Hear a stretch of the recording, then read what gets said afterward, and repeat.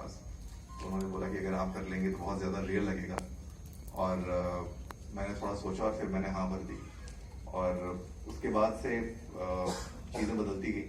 फिर मेरे को ये सॉन्ग ऑफर हो गया, सॉन्ग बहुत बड़ा हिट चला गया, तो फिर मेरे को 2-3 और गाने ऑफर हो गए। फिर वो भी जब अच्छे चलने लगे तो फिर मेरे को मूवी ऑफर हो गई। तो मैंने सोचा कि ये लाइफ का एक ये फेसेट अनएक्सप्लोर्ड है, तो इसको भी एक्सप्लोर किया जाए और देखते हैं क्या।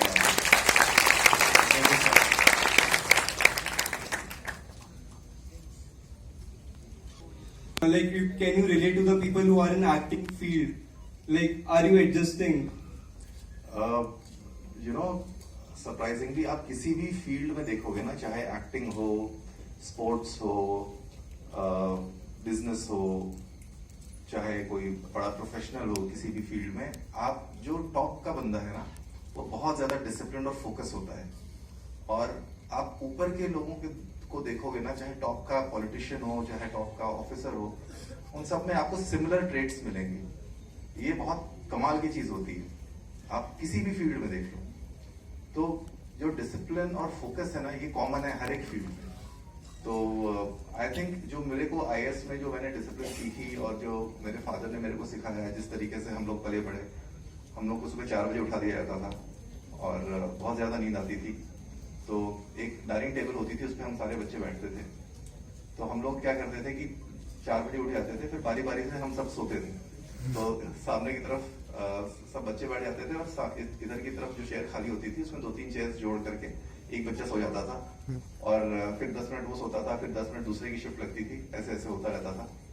तो बट ये सब करके भी सुबह 4 बजे तो उठना ही पड़ता था। और धीरे धीरे वो सेंस ऑफ डिसिप्लिन आ गया। हर दिन हम लोग जब पढ़ाई करते थे, तो हर दिन की डायरी हमें भरनी होती थी कि आपने क्या पढ़ाई करी है, क्या आपको क्लास में पढ़ाया गया और क्या आपने होमवर्क किया है। और फिर पापा हफ्ते में एक बार उसको चेक करते थे कि भाई अब तुम्हें अपना क्लास वर्क भी याद होना चाहिए, होमवर्क भी याद होना चाहिए। तो वो करते करते हमें ये समझ आने लगा कि भाई हर एक दिन का काम आपको उसी दिन खत्म करना है, क्योंकि आप जो जो कर रहे हो आपको लिखना है। तो बिना किए आप लिख नहीं सकते, क्योंकि पापा जब चेक करेंगे तो फिर आपको आना चाहिए। तो वो धीरे धीरे करते करते एक सेंस ऑफ डिसिप्लिन आ गया कि आपका दिन आपके कंट्रोल में रहने लगा। टाइम टेबल हमें हमेशा बनाना होता था कि आप अगले हफ्ते में क्या पढ़ोगे, अगले 15 दिन में क्या पढ़ोगे, अगले 1 महीने में क्या पढ़ोगे, एक्स्ट्रा करिकुलर एक्टिविटीज में आपने क्या करना है, क्या नई चीजें सीखनी है। हर बार जब गर्मियों की छुट्टियां होती थी, तो उसमें कुछ ना कुछ एक नया या तो आप कोई एक एक्टिविटी करो, या तो जैसे हॉर्स राइडिंग सीख लो या शूटिंग सीख लो। तो ऐसे करके हम लोग को बचपन से ही अलग अलग चीजों में सिखाया गया, अलग अलग फील्ड्स में एनकरेज किया गया। तो वो बहुत काम आता है, अब बहुत काम आ रहा है। Thank you, sir.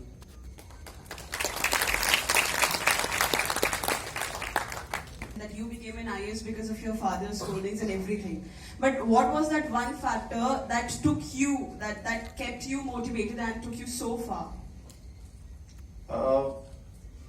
See, that one factor is that whatever you want to do in life, you should give it 100%. जिंदगी में मुझे लगता है अगर आप कोई चीज नहीं करना चाहते तो करना ही नहीं चाहिए। बट अगर आपने ठान लिया, चाहे मजबूरी में ठान लिया या अपनी मर्जी से ठान लिया कि अगर आपको करना है, तो फिर चाहे दुनिया की कोई भी ताकत लग जाए, फिर आपको ना वो करके ही रखना चाहिए, चाहे कितनी भी शक्तियां लग जाए आपके अगेंस्ट। सो वो एक मुझे लगता है कि आप अपनी जिंदगी में अपने आप को कैसे देखते हो। मैं हमेशा ऐसे देखता हूँ कि भाई अगर मैंने कोई चीज जिंदगी में चाहिए, तो वो चाहे कुछ भी हो जाए वो हासिल होनी चाहिए। या तो आप चाहो मत, और उसको डिसाइड करने के पहले काफी सोचो कि भाई मेरे को ये करना चाहिए या नहीं करना चाहिए। तो एक बार जैसे वो सलमान खान का डायलॉग है कि एक बार मैंने कमिटमेंट कर दी, उसके बाद मैं अपने आप की भी नहीं सुनी।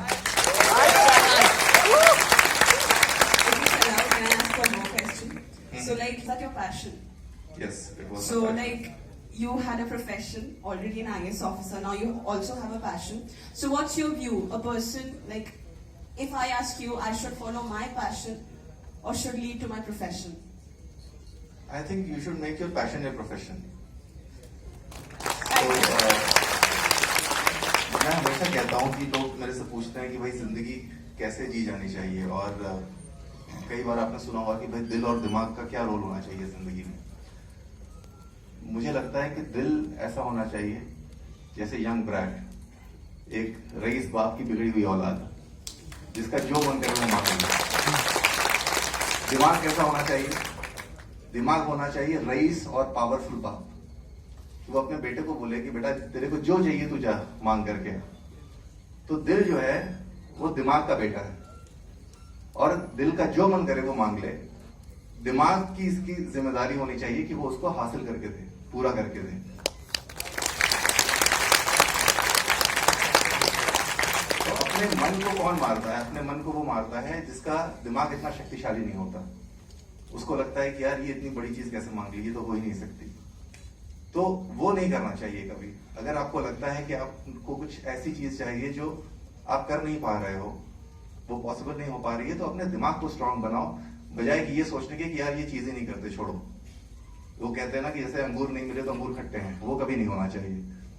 अगर आपको लगता है कि भाई मेरी इच्छा कुछ ऐसा करने की है और मैं वो नहीं कर पा रहा हूँ या नहीं कर पा रही हूँ, तो आपको इंट्रोस्पेक्ट करना चाहिए। आपको सोचना चाहिए कि यार मैं अपने अंदर ऐसी कैपेबिलिटीज डेवलप करूं ताकि मैं ये चीज कर लूं। कभी भी जिंदगी में, कभी भी, चाहे कुछ भी हो जाए, अपने दिल को कभी मत मारो, जो दिल में आए करो, वरना फिर आप किसी और की जिंदगी जी रहे हो। आप अपनी जिंदगी जीने आए हो ना यहाँ पर। Thank you, sir. It was great interacting with you. Sir जैसा कि आज आप हमारे सामने हैं, हम लोग बीच में हैं। कुछ समय पहले हम आपको यूट्यूब पे देखते थे, लेकिन सर आप किस बैच के आईएएस ऑफिसर हैं? 2011। सर हमारा भी टारगेट एक आईएएस ऑफिसर बनना है, तो आप कुछ गाइडेंस हम लोगों के लिए, बीटेक फर्स्ट ईयर में अभी हम, तो कुछ गाइडेंस। पढ़ाई से रिलेटेड गाइडेंस तो आपको बहुत मिल जाएंगी, पर पढ़ाई से रिलेटेड में भी मैं आपको एक चीज कहना चाहूंगा कि आप जब पढ़ाई शुरू करो तो जो आपकी फाउंडेशन है ना, जो क्लास 6 से लेके क्लास 12 तक की जो स्कूलिंग है, वो बहुत ज्यादा इंपॉर्टेंस रखती है आगे की चीजों को पर्सपेक्टिव में डालने के लिए।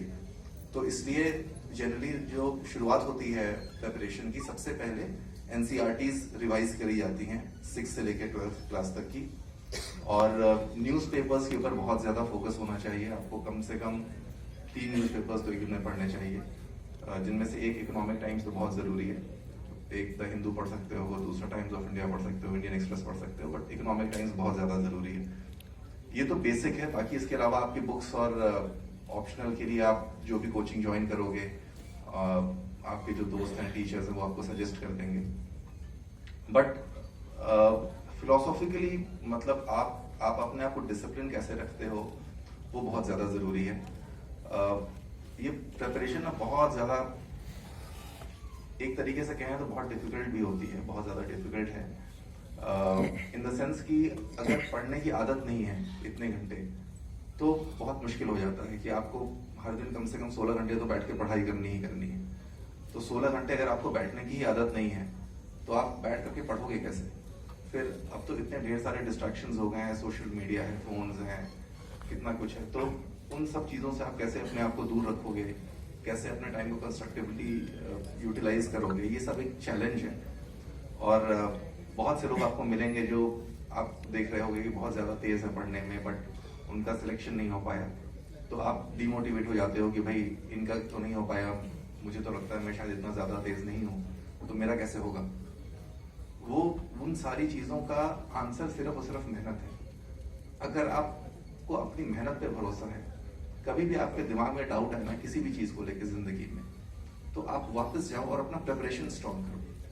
कभी भी इन चीज़ों के डाउट्स का ना आंसर बाहर नहीं ढूंढना चाहिए कि यार मैं बड़ा डिमोटिवेट हो गया हूँ, अपने दोस्त के साथ में बैठ गया कि भाई अब तू बता क्या करना चाहिए। वो नहीं बता पाएगा, उसका सोल्यूशन आपको अंदर मिलेगा। आपको अपनी कैपेबिलिटीज डेवलप करनी पड़ेंगी, उसका सोल्यूशन कभी भी बाहर मत ढूंढने जाओ। टाइम वेस्ट करोगे, इमोशंस वेस्ट करोगे, एनर्जी वेस्ट करोगे। तो ये आपको हर एक दिन का ना सेंस होना चाहिए कि आपका जो टाइम बीत रहा है, एक एक सेकंड, एक एक मिनट बीत रहा है, एक एक दिन बीत रहा है, उस दिन आपने क्या किया और आपको क्या करना चाहिए। वो थोड़ा सा आपको ना कागज पे बैठ करके स्ट्रक्चर करना पड़ेगा कि मेरे को कितने दिनों में प्रिपरेशन खत्म करनी है, कितने दिनों में मेरे को आईएएस बनना है, क्या करना है। वो बहुत जरूरी है। सर आप जब तैयारी किए थे तो उसमें कोई कोचिंग वगैरह की आप हेल्प लिए थे कि सेल्फ स्टडी से आपकी? नहीं, मैंने वाजी राम एंड रवि करके कोचिंग है, वहाँ मैंने ज्वाइन किया था दिल्ली में। दिल्ली में। तो मैं तो जब पढ़ता था तो मेरे पास तो फोन भी नहीं था, मैंने फोन भी अपना छोड़ दिया था। और क्योंकि मैं बड़ा डिस्ट्रैक्टेड सोल हूँ, मैं बहुत इजीली डिस्ट्रैक्ट हो जाता हूँ। तो मेरे को कोई भी आकर के बात करने लगता है तो मैं उसमें बह जाता हूँ। तो मैंने सोचा कि भाई ये कई लोग ऐसे हैं जो कि आराम से फोन से भी बात कर लेंगे, उसके बाद फिर स्विच ऑफ होकर के वापस पढ़ने भी बैठ जाएंगे। मेरी वाइफ भी उनमें से एक है, वो भी बहुत आराम से स्विच ऑन स्विच ऑफ हो जाती है। बट मैं ना बह जाता हूँ, अगर कोई आ गया मेरा दोस्त बात करने लगा तो 3 घंटे कहाँ चले गए पता नहीं चलेगा। तो मैं उस टाइप का हूँ, तो इसलिए मैंने ना अपना फोन ही हटा दिया था। मैंने कहा भाई फोन ही नहीं रहेगा तो कोई मुझे कॉन्टैक्ट कैसे करेगा। Thank you.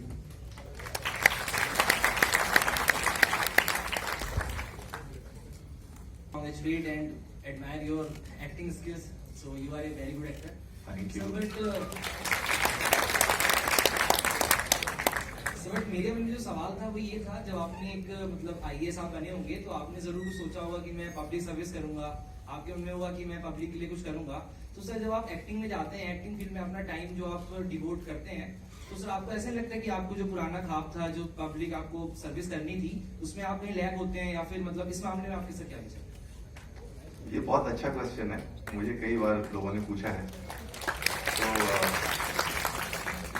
मैं इसलिए आपसे पूछना चाहता हूं कि आपको क्या लगता है कि एक्टर्स पब्लिक सर्विस नहीं करते?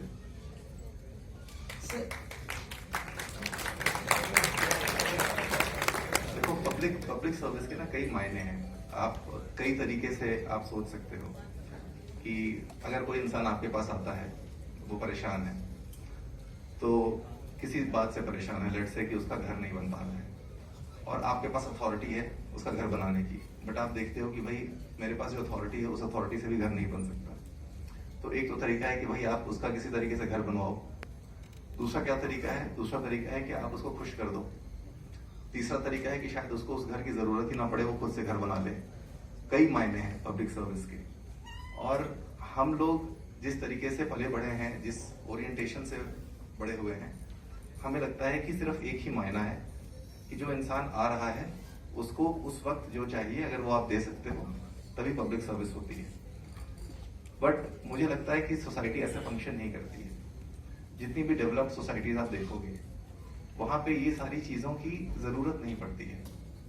और इन चीजों की जरूरत इसलिए नहीं पड़ती क्योंकि the way the societies have been structured, जिस तरीके से जो ऑर्गेनाइज्ड हैं, जिस तरीके से वो वहां पे बहुत अलग तरीके की जरूरतें पड़ती हैं।